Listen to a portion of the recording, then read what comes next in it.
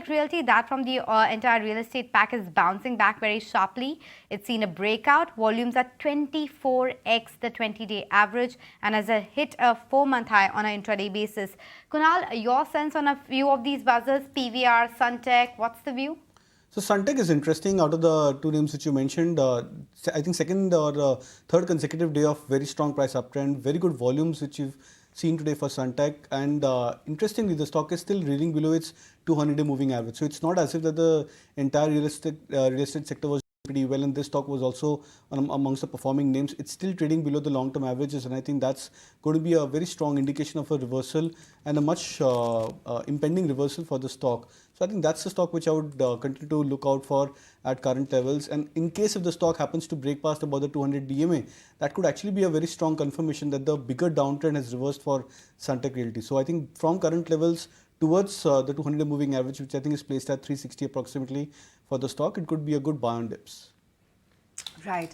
Okay, that Suntec Realty in trade has been quite the buzzer, as has PVR Inox as well. That holding out about 4% as we speak right now. Some traction coming in for Z as well, although the hearing has now been deferred to 10th of next month.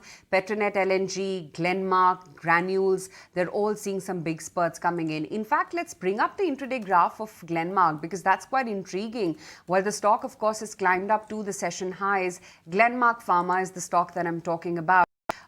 It had a very, very lackluster, almost, late lunch half. And from there, it spiked up about almost 3% as we speak right now.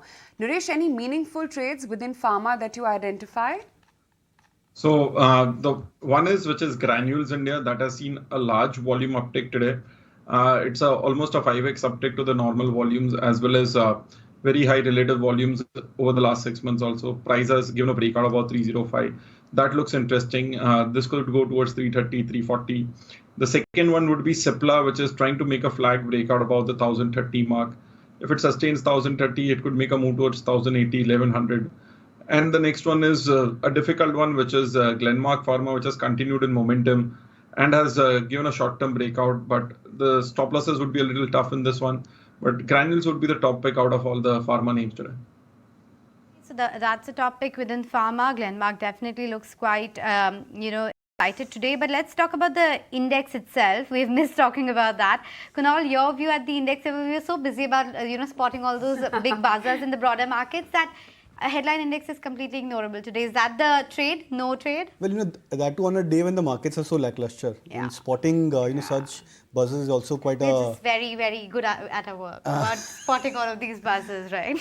Yeah. So, and, I think over the last couple of days, we maintained the stance that the markets are getting overheated or overbought, and it's time to get into a cool-off mode for the indices. So we've seen that happening for the Nifty as well as for the Bank Nifty. More importantly for the Bank Nifty, which I think has retraced more than 750, 800 points from the 2-day, 3-day highs. 45,650 is where we had hit for the Bank Nifty on the spot basis, and we cooled off today to 44,800. So my sense is that we could probably have ended a phase of a pause or consolidation for the Nifty as well as for the Bank Nifty. These are good levels to start going in for a contra buy. So I was actually earlier expecting maybe 19,200 could be retested, and that could actually be a good level to go for a contra buy.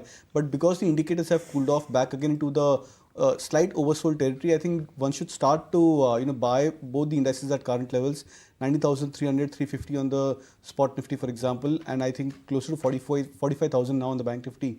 These are good levels to initiate a contra buy. Okay, so that's the take coming in as far as Nifty is concerned.